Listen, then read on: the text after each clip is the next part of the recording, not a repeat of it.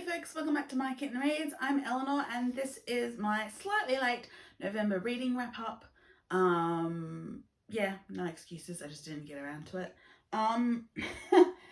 But I do have a reading wrap up. It wasn't a fabulous reading month for me in that I only read 6 books. I was a little bit ahead of schedule, so now I'm slightly behind schedule again, but not by much. I think by the end of the month I still needed to read 11 books in December to meet my goal for the year, which I've already read one. I'm being a little procrastinating, but getting there. Anyway, so I read 6 things. So I started by finishing off Uncanny Magazine issue 56. I don't think anything major jumped out at me. I can't think of what even was in. It's been a while. I finished that right at the start of the month. So, but still, an issue of Uncanny Magazine is always interesting. I think it was, yeah, a bit just not to my taste. Good, well written, but just not quite me. Most of the stories. So that was finished off. Then I read An Island for Elizabeth Bennet by Lara Kendig. In this one, Mr. Bennet is actually a natural philosopher who's obsessed with astronomy, as is Mary. And for his discoveries in astronomy, he was knighted and given an island. But the story starts with that island being signed over to Elizabeth because she's a much better manager of the property, whereas Mary and Mr. Bennet just want to stare at the stars. But that puts her in a completely different situation when the Netherfield party turns up, because she has property. She also manages Longbourn for her father. So she's in a very different situation. So that was good. Then I read An Overdue Apology by Melissa Ann, which again, Pride and Prejudice variation. This one was a short story. Basically, Darcy comes across, before he leaves Rosings, after the ill-fated apology and after handing over the letter, before he leaves Rosings, he comes across Elizabeth sitting in a meadow at Rosings and decides to be brave and apologise for his behaviour, which puts them on a much better footing. Then I actually finished 3 books on the last day of November because I've been working on them all month. And actually focused and sat down and like the last weekend finished them off. So I finished reading the Jane Austen Pocket Bible, Everything You Want to Know About Jane and Her Novels by Holly Ivans. It's a good basic, but there wasn't anything hugely new about Jane, and I did actually skip large parts of it that summarise the novels and the characters, because I've read them all a million times. It wasn't really relevant to me, but there's some context to the world that she lived in, the world of her books, the themes, the political stuff that was going on, the social customs, the etiquette, the clothing, all that kind of stuff.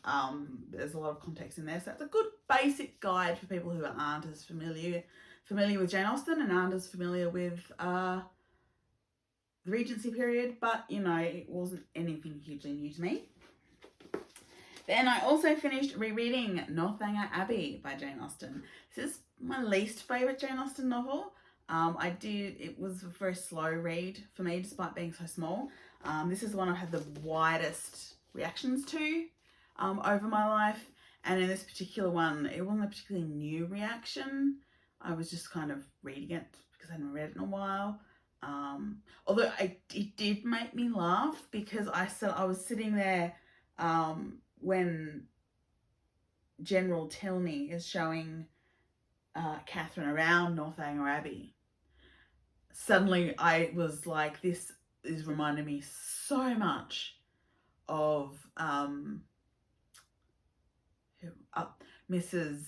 Elton in Emma, in that it was this kind of self-conscious humble brag, like self-consciously selfish humble brag about, I'm sure you've seen much better. I'm sure, comparing himself to her friends, Catherine, whose names I've now forgotten, who she went to Bath with, who he assumes she is the heiress of when she's not.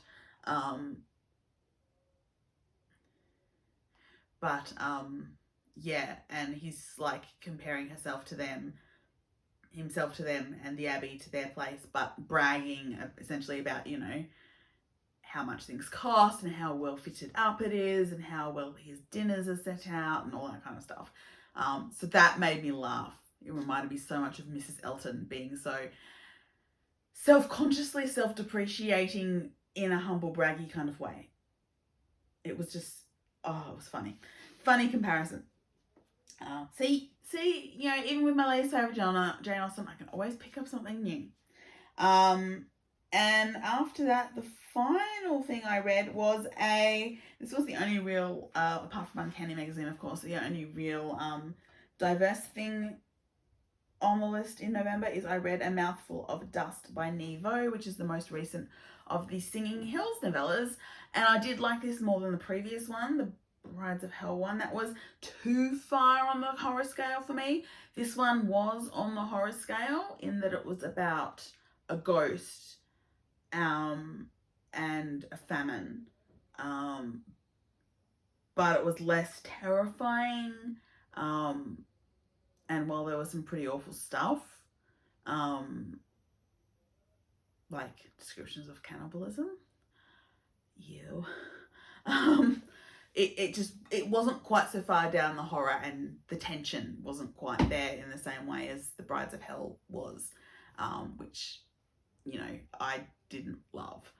But I always love Nghi Vo's writing in this universe, so it was a good read. Yeah, so those were the 6 things that I read in November. I have already finished one thing in December, but I'm in a bit of a whirl. I've had a lot of sport to watch, and I've gone down a heated rivalry rabbit hole, which is the one book that I've read, despite the fact that I bounced off the first book in the series, which I'm trying again, but still not really working for me. It's a taste thing. But yes, so I have 10 more books to read essentially until the end of December. I am going on leave around the 20th, I think, that weekend is when I go to Tasmania. So I should hopefully be able to focus on some reading at that point. But yes, I have stuff to do. All right, that's my reading wrap up for November 2025. Thank you for watching, and I'll see you all again really soon. Bye.